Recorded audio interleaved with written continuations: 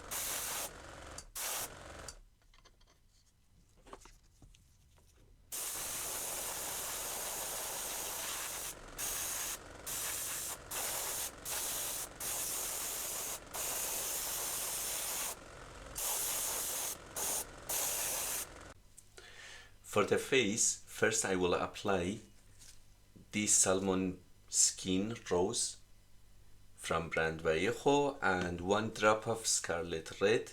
I have mixed them in the airbrush.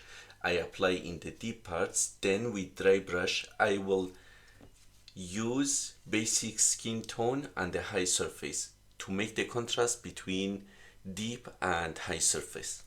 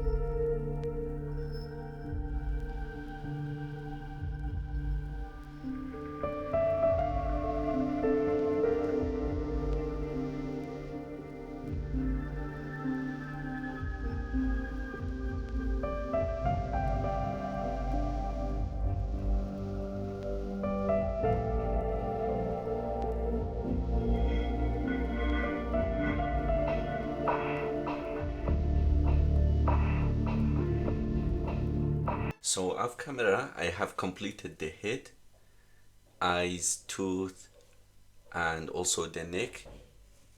The head is entirely done.